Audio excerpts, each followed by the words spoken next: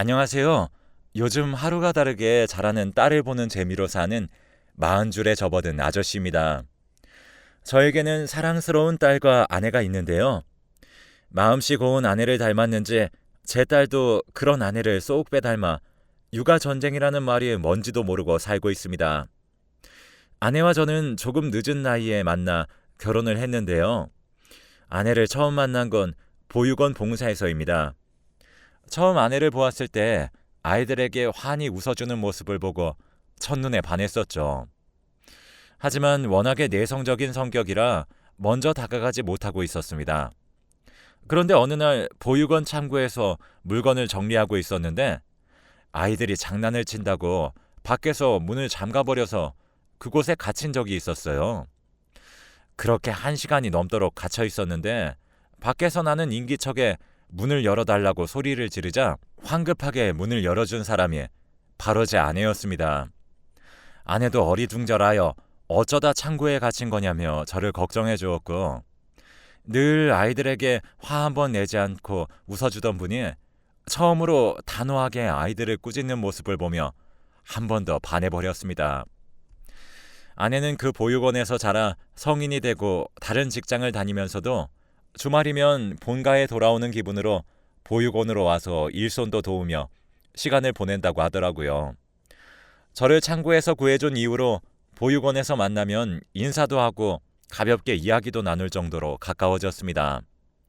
저는 거기에서 더 나아가 여자분과 사귀고 싶었지만 차마 부끄러워서 입 밖으로 꺼내지는 못하고 눈치만 반년을 넘게 봤습니다. 아내도 마찬가지로 연애는 한 번도 안 해봐서 연애 쪽으로는 저보다 훨씬 더 부끄러움이 많았습니다. 하지만 저희가 서로에게 마음이 있는 건 주위 사람들 눈에도 보였는지 보육원 아이들마저도 저희를 보면 사귀는 거 아니냐며 놀려댔습니다. 저희 둘 다 얼굴만 빨개진 채로 아니라고 손살에 칠 뿐이었어요. 그 광경을 보던 보육원 원장님은 그저 재미있으시다는 듯이 웃으시며 그럼 언제쯤부터 사귈 예정이냐면서 한술 더 뜨셨었죠. 그런 놀림을 받는 것도 조금 익숙해질 때쯤 겨우 용기를 내어 제가 먼저 아내에게 고백을 했습니다. 아내는 처음에는 이런 적은 처음이라 어떻게 해야 할지 모르겠다며 제 눈도 못 마주치다가 땅바닥에 시선을 고정한 채로 개미가 기어들어가는 목소리로 자기도 좋다고 했습니다. 그 당시 저희 나이도 그리 적지 않았지만 둘 다 연애 경험이 거의 없다시피 했으니 모든 것이 조심스러웠습니다. 제대로 된 연애는 해본 적이 없었지만 아내와 만나면서 제 평생의 짝이라는 생각이 들었습니다. 아내도 같은 생각이었는지 연애를 시작한 지 3달 만에 결혼하자는 이야기가 나왔습니다. 저는 당연히 거절할 이유가 없었고 아내도 나쁘지 않다며 오히려 자기도 얼른 결혼해서 자기의 가정을 이루고 싶다고 했습니다. 아무래도 아내는 어렸을 적부터 자신의 가정을 이룬 적이 없으니 가족이 주는 편안함과 애정에 목말라 있었을 수도 있었죠. 그런데 부모님에게 인사를 드리러 갈 날짜가 잡힌 후부터 아내는 혹시 자신이 고아라는 이유로 저희 부모님이 결혼을 반대하시진 않을까 걱정을 하기 시작했습니다. 그렇게 살이 쏙 빠진 채로 저희 집에 온 아내는 생각보다 좋아 보이는 집에 조금 놀란 듯 했습니다. 사실 아버지가 크게 사업을 하고 계셔서 어릴 적부터 금전적으로는 부족함을 느껴본 적이 없을 정도였어요. 아버지는 제가 그 사업을 물려받길 원하셨지만 저는 그럴 만큼 통이 큰 사람이 아니라는 생각이 들어 아버지가 이따금씩 사업을 물려받았으면 한다는 회유에도 거절로 일관하며 중소기업에서 일하고 있었기 때문에 아내는 저희 집을 보고 놀랄 수밖에 없었죠. 밖에서 본 저는 그다지 부유해 보이지도 않았고 평범한 소시민이었으니까요. 식사를 하는 동안에는 아내의 부모님에 대한 이야기가 오가지 않았고 분위기도 화기애애하게 흘러갔습니다. 부모님도 제 아내를 썩 마음에 들어 하시는 눈치였고 아내도 부모님에 관한 이야기가 나오지 않자 처음보다는 덜 긴장한 듯 보였습니다. 그런데 식사 후 커피를 마시면서 제 어머니가 부모님은 뭐 하시는 분이길래 이렇게 아내가 잘 자랐냐고 물으셨습니다.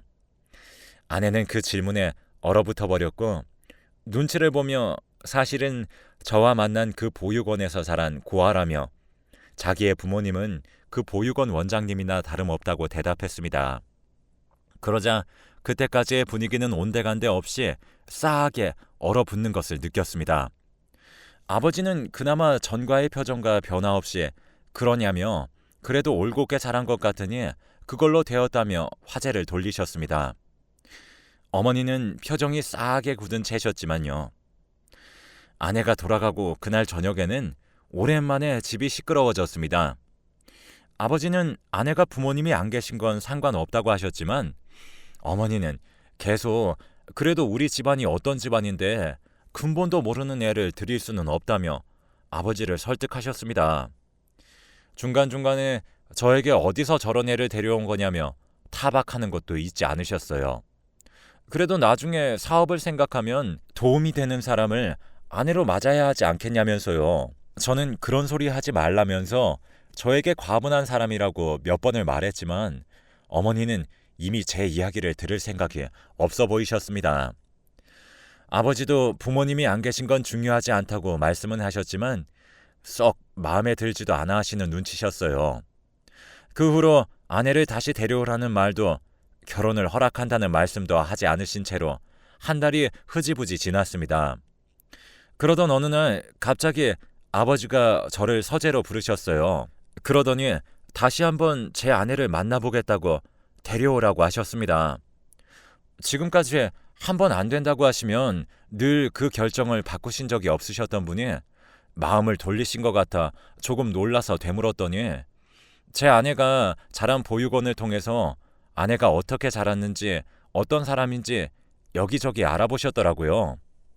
아무래도 제가 처음으로 데려온 여자인데 무작정 반대하는 것도 아버지 입장에서는 마음이 불편했던 거였죠.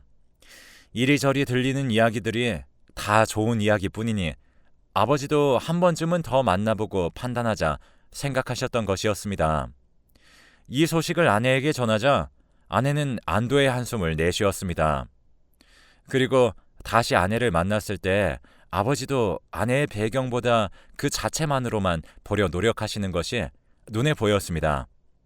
그 만남 이후 아버지는 결혼을 허락하셨습니다. 그 소식을 들은 어머니는 무슨 말도 안 되는 소리냐며 절대 안 된다면서 저보고 정신 차리라며 화를 내셨지만 아버지가 이미 한번 결정한 일에다 아버지도 더 이상 반대하지 말라고 단단히 못을 박으시니 어머니도 결국엔 포기하고 제 마음대로 하라고 하셨습니다. 그 후로 모든 것이 순식간이었습니다. 허락만 떨어지는 결혼을 준비하는 건 순식간이었습니다. 아내와 저는 모두 크게 결혼식을 하는 것보다는 소소하게 가족끼리 식사하는 것으로 대체했습니다. 집은 제가 원래 살던 회사 근처에 작은 아파트가 있어서 그곳에서 살림을 합쳤습니다. 막상 결혼을 하고 나니 그렇게 반대하시던 어머니도 아내를 예뻐해 주셨어요. 매일 집에 들러 반찬을 가져다 주시고 가구는 새로 바꿔야 하지 않냐며 새로 가구를 들여주시기도 하며 결혼 생활은 모두 순조로웠습니다. 심지어는 결혼한 지 1년도 채 지나지 않아 아내는 임신을 했습니다. 나이가 나이니 혹시 아이가 잘 들어서지 않을까 걱정이 이만저만이 아니었는데 임신을 계획한 지 2달 만에 아이가 들어서자 저희 집안은 당장 잔치라도 열 기세였습니다. 제 동생과 재수 씨도 그때 아이를 가지고 있었던 상태라 집에 겹경사라며 주위 사람들이 입을 모아 축하해 주셨었죠. 하지만 나이 때문인지 아내는 임신 중독증에 걸려 살이 임신 전보다 2배가 쪘습니다. 날씬하게 몸매를 유지하는 재수 씨와는 완전히 딴판이어서 둘은 곧잘 비교 대상이 되었습니다. 개월 수는 재수 씨가 더 많이 나가는데 왜 살은 제 아내만 찌냐면서 어머니는 장난식으로 말씀하셨지만 아내는 그 말에 늘 상처받아 집에 돌아오면 이불을 푹 뒤집어 쓰고 이제 아무것도 먹지 않겠다며 고집을 부리기도 했습니다. 아무리 요즘에는 나이가 많은 산모들이 늘고 있다고는 하지만 30대 후반이 되어서 아이를 가지고 지켜내는 것은 쉽지 않은 일이었습니다. 병원에 갈 때마다 임신 중독이 의심된다면서 의사 선생님이 주의를 주셨었는데 결국엔 임신 5개월 차에 임신 중독증을 진단받았습니다. 태아에게도 안 좋은 영향이 갈 수 있으니 하루 종일 옆에서 아내를 케어해 주어야 했지만 그 당시 회사의 사정이 너무 안 좋아져서 저도 매일같이 야근을 하고 집에서는 잠만 겨우 자고 다시 출근하는 지경이었습니다. 아내는 잠시만 움직여도 피로감을 느끼고 엎친 데 덮친 격으로 시력까지 점점 저하되어 갔습니다. 평생 안경 한번 써보지 않았던 아내는 이제 지나가는 간판도 겨우 읽을 수 있는 수준으로 시력이 나빠져 갔습니다. 이런 와중에 집에 혼자 있게 하려니 걱정이 이만저만이 아니라 결국엔 저희 본가에서 잠시 지내기로 했습니다. 집에는 어머니뿐만 아니라 둘째네도 살고 있었고 일하시는 분들도 많으시니 집에서 혼자 사고를 당한 일은 없겠다 싶어 그나마 마음이 놓였습니다. 그런데 한 번은 퇴근을 하고 집에 돌아오니 집이 난장판이 되어서 아내가 소리를 고래고래 지르고 있었습니다. 어찌나 격하게 몸싸움을 한 건지 어머니와 아내 그리고 그 싸움을 말리는 것처럼 보인 재수 씨마저도 얼굴이 엉망진창이었습니다. 아내는 흥분을 감추지 못한 채로 어머니에게 욕을 한 바가지 퍼부어댔습니다. 처음 보는 아내의 모습에 저도 당황하여 급하게 아내를 방으로 데리고 들어갔지만 아내는 여전히 씩씩거리면서 어머니와 재수 씨가 자기와 아기를 죽이려고 한다며 소리를 질렀습니다. 저는 일단 임신을 한 아내가 너무 흥분을 하면 좋지 않을 거란 생각에 아내를 진정시키려고 일단 원래 저희가 살던 집으로 왔습니다. 아내는 집으로 오는 길 동안에도 펑펑 울다가 화내다가를 반복하다가 집에 도착하자 기절하듯이 쓰러져 잠에 들었습니다. 일단은 저도 무슨 일인지 상황 파악을 해야겠다 싶어서 아내를 침대에 재우고 다시 본가로 돌아갔습니다. 그러자 어머니와 재수 씨가 달려나와 제 아내가 이상한 것 같다며 그동안 제정신인 사람인 척 연기한 게 틀림없다고 했습니다. 제가 무슨 일인지 차분히 이야기해 달라고 하고 이야기를 들어보니 임신 중독증을 진단받은 이후로 아내가 많이 예민해지고 어머니나 재수 씨에게도 안하무인이었다고 합니다. 저도 아내가 그 후로 조금 예민해졌다고 느끼곤 있었지만 도대체 얼마나 심하게 행동을 한 건진 가늠이 가지 않았습니다. 그런데 이야기를 들을수록 입이 떡 벌어져 다물어지지가 않았어요. 이야기 속 아내는 완전 폭군이 따로 없었습니다. 어머니와 재수 씨가 임신에 좋다는 약이나 음식을 들고 와서 나눠주면 자기 체중 관리해야 하는 건 모르냐면서 아무리 몸에 좋은 음식이라도 지금 먹으면 살쪄서 아기에게 안 좋다고 하다가도 자기에게 그 음식을 또 주지 않으면 자기들끼리만 좋은 걸 챙겨 먹는다면서 그렇게 소리를 지르고 화를 냈었다고 합니다. 거기다가 조금만 화가 나면 같은 임산부인 재수 씨의 배 쪽으로 물건들을 집어던진 일도 한두 번이 아니라고 했습니다. 이야기를 들으면서 설마 하는 마음이었지만 재수 씨까지 어머니와 함께 입을 모아서 아내를 모함할 이유는 없었으니 그 말을 믿을 수밖에 없었습니다. 다음 날 아침이 밝고 저는 밤을 꼴딱 새고 회사에 연차까지 쓰고 아내가 있는 집으로 가 아내가 깨어나기만을 기다렸습니다. 눈을 뜬 아내는 평소와 같이 차분한 말투로 어제 일에 대해서 설명하기 시작했습니다. 사실은 그동안 제가 없을 때면 재수 씨나 어머니나 자기에게 몸에 좋다는 음식을 들고 왔었는데 그 음식을 먹고 나면 유독 속이 안 좋고 자꾸 헛구역질이 나오고 심지어는 먹는 족족 다 개워낼 때도 있었다고 합니다. 그러다 보니 더 예민해졌었다고요. 특히 어머니네로 들어간 후에는 꼭 아내를 방에서 쉬게 했는데 방에서 쉬다가 밥을 다 차리고 나서 저희 아내를 불렀다고 해요. 처음에는 몸둘 바를 몰라서 수저라도 놓으려고 하니 어머니가 정색을 하시면서까지 방에 있다가 자기가 부르면 나오라고 하셔서 어쩔 수 없이 그랬는데 한 번은 화장실에 다녀오다가 어머니가 다 차려진 자기 밥그릇에 가루약 같은 걸 뿌리고 섞는 걸 보았다고 합니다. 그날부터 뭔가 이상함을 느낀 아내는 어머니가 주시는 걸 다 먹지 않았다고 해요. 그 후로는 오히려 몸이 더 가뿐해지는 걸 느꼈다고 합니다. 그 이야기를 들은 저는 혼란스러웠지만 아무리 생각해도 어머니나 재수 씨가 그럴 이유는 없다고 생각했어요. 심지어 어제 아내가 휘두른 손찌검에 어머니와 재수 씨가 엉망으로 다친 걸 봤으니 더더욱 아내를 믿지 못했습니다. 몇 번이나 그게 사실이냐고 물었고 아내는 억울하다는 듯 사실이라고 했지만 믿음이 가지 않아 결국엔 일단 아이를 낳을 때까지는 혼자 집에서 지내라고 했습니다. 차마 저도 그 집에서 아무렇지 않게 지낼 자신이 없었습니다. 아내를 도와줄 사람을 부를 테니 그동안은 제가 본가에서 가서 지내겠다고 했습니다. 아내는 처음에는 왜 자기 말을 믿지 않냐며 화도 내고 울고불고 했지만 제가 묵묵부답으로 제 남은 짐을 싸고 있으니 그냥 가버리라고 했습니다. 그 후로 아내와 저는 원래 부부가 아니었던 사람들처럼 연락도 하지 않고 지냈습니다. 그런데 아내에게 새벽에 전화가 왔습니다. 평소엔 연락도 없다가 새벽에 연락이 오니 덜컥 겁이 나서 허겁지겁 전화를 받았습니다. 수학이 넘어 아내는 고통에 신음하며 양수가 터진 것 같다면서 자기가 너무 아파서 꼼짝도 못하겠다면서 구급차가 와도 문도 못 열어줄 것 같다고 얼른 와서 자기를 병원에 데려다 달라고 했어요. 그 말을 듣고 저도 혼비백산해서 집으로 단숨에 달려가 아내를 병원에 데려갔습니다. 집에 갔을 땐 이미 아내는 정신을 잃기 일보 직전이었습니다. 다행히 병원에 가자마자 수술을 통해서 아이는 잘 태어났습니다. 예정일보다 한 달이나 일찍 태어나 몸이 남들보다 약하긴 했지만 그래도 크게 아픈 곳은 없어 다행이었습니다. 한 달 만에 본 아내의 얼굴은 안쓰럽기 그지 없었습니다. 아내는 정신을 차리자마자 엉엉 울면서 아이는 괜찮냐며 먼저 걱정했습니다. 아이가 태어났다는 소식에 아내가 자란 보육원 원장님과 아버지도 병원으로 달려오셨습니다. 아버지는 제 아내의 손을 잡으시더니 그동안 고생이 많았다면서 이제 그럴 일은 없을 거라고 하셨습니다.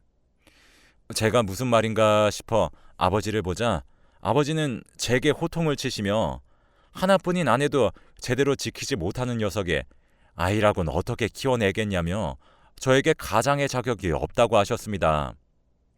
아내는 그런 저희 아버지를 보며 눈물을 흘리고만 있었고요. 알고 보니 저에게 거짓말을 한 것은 아내가 아니라 어머니와 재수 씨였습니다. 아내 말대로 살찌는 약을 섞어 매번 아내에게 가져다 주었고 아내가 임신 중독증에 걸려 아이를 유산하게 할 심산이었던 겁니다. 하지만 어머니와 재수 씨가 그럴 만한 이유를 전혀 이해할 수가 없어서 아버지에게 그게 무슨 소리냐며 어머니가 그럴 이유가 없지 않겠냐고 되받아쳤습니다. 그러자 아버지가 모든 걸 이야기해 주었습니다. 사실 제 어머니가 친어머니가 아니라고요. 저를 낳아주신 친모는 워낙에 몸이 약해서 저를 낳고 시름시름 앓으시다가 제가 두 돌이 되기도 전에 돌아가셨고 지금의 어머니는 제가 5살 때 재혼을 한 새어머니라는 사실을요. 어머니 입장에서는 친자식이 아닌 제가 회사를 물려받는 것보다 자기의 핏줄인 둘째가 회사를 물려받았으면 했었겠죠. 재수 씨도 그건 마찬가지였고요. 그런데 제 아내가 아버지에게 이쁨 받는 것 같아 보이자 괜히 아버지가 다시 저에게 회사를 물려받으라고 할까 불안해하는 것이 다 티가 났다고 합니다. 집에서 일하는 사람들끼리도 어머니와 재수 씨가 욕심이 덕지덕지 붙었다며 수군거리는 것을 아버지는 다 알고 계셨다고 해요. 하지만 그렇게 약까지 써가면서 제 아내를 괴롭히는 것까지는 눈치채지 못하셨다고 합니다. 집에서 한바탕 했던 그날 밤 아버지가 집에서 있었던 일을 들으시곤 먼저 제 아내에게 연락해서 미안하다며 새어머니와 둘째네를 쫓아낼 테니 조금만 기다려달라고 하셨다고 합니다. 그 이후로 아버지는 집안에서 일하는 사람들을 시켜 어머니와 재수 씨가 그동안 제 아내에게 먹인 약들을 알아내고 증거를 모으라고 했습니다. 그 이야기를 듣자 저는 남편이라는 사람이 무슨 짓을 한 건지 아내에게 차마 고개를 들 수가 없었습니다. 점점 숙여져가는 제 고개를 본 아내는 먼저 지금이라도 알았으니 다행이라며 이제 한 아이의 아빠니 다시는 그런 실수하지 않으면 된다고 너그럽게 용서해 주었습니다. 그런 아내에게 너무 고맙고도 미안할 따름이었어요. 한참을 이야기하던 중 새어머니와 둘째네가 뻔뻔스럽게 병실 안으로 들어왔습니다. 세 사람이 들어오자 분위기가 싸하게 식은 것을 느낀 것인지 분위기가 왜 이러냐며 제 아내에게 수고했다면서 아무렇지도 않게 인사를 건네는 동생을 보니 화가 부글부글 끓어올랐습니다. 그런데 지금까지 한마디도 하지 않으시던 보육원 원장님이 어머니의 얼굴을 확인하더니 화들짝 놀라셨습니다.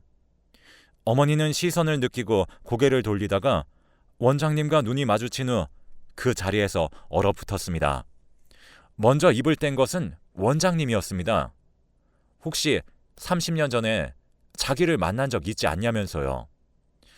어머니는 말을 더듬으면서 자기는 기억이 나지 않는다고 대답을 피했습니다. 그런데 원장님은 곰곰이 생각하시더니 제 아내를 보육원에 데려왔던 분 아니냐며 확신에 찬 말투로 어머니에게 되물었습니다. 그러자 어머니도 제 아내를 보며 무슨 소리냐며 그럼 제 아내가 자기 딸이냐면서 소리치고선 입을 틀어 막았습니다. 아내는 어리둥절하여 도대체 무슨 소린지 상황 파악도 제대로 하지 못했고 원장님이 지금까지 자기 딸인 줄도 모르고 그렇게 괴롭힌 거냐며 어이가 없다는 듯이 어머니를 바라보았습니다. 어머니는 그 자리에서 다리에 힘이 풀렸는지 주저앉아서 아내를 바라보며 정신을 못 차린 채로 그럴 리가 없다는 말만 웅얼거릴 뿐이었습니다. 아내는 처음에는 조금 충격을 받은 듯 했지만 자기는 그냥 평생을 고아로 살겠다며 자기에게 어머니는 보육원 원장님밖에 없다고 못 박았습니다. 그제야 어머니는 정신을 차렸는지 미안하다며 몰랐다면서 보고 싶었다고 아내에게 달려들었지만 저에게 순식간에 제지되었습니다. 아버지는 한숨을 푹 내쉬시며 어떻게 할지는 제 아내에게 전적으로 맡긴다고 하셨고 아내는 마음 같아서는 감옥에 넣어버리고 싶지만 그럴 필요도 없이 이미 저 바다 끝에서 사는 사람인 듯하니 그냥 다시는 안 보고 살고 싶다 했습니다. 아버지는 아내의 뜻에 따라 그렇게 하자며 둘째를 호적에서 파버리고 어머니였던 사람은 다시는 저희 눈에 띄지 않는 조건으로 고소를 하지 않겠다고 겁을 주어 내쫓아버렸다고 합니다. 그 이후로 2년이 지나 저희 딸이 두 돌이 되었습니다. 그동안 아버지와 저희 가족은 일주일에 한두 번은 함께 저녁 식사를 하면서 행복하게 일상을 보내고 있습니다. 아내는 이런 가정을 가져본 것이 처음이라 너무 소중하다면서 행복해합니다. 저도 그런 아내를 보고 있으면 절로 웃음이 납니다. 이렇게 행복하기까지 우여곡절이 많았지만 결국엔 나쁜 짓을 하면 다 드러나서 벌을 받더라고요. 여러분들도 행복하게 사세요.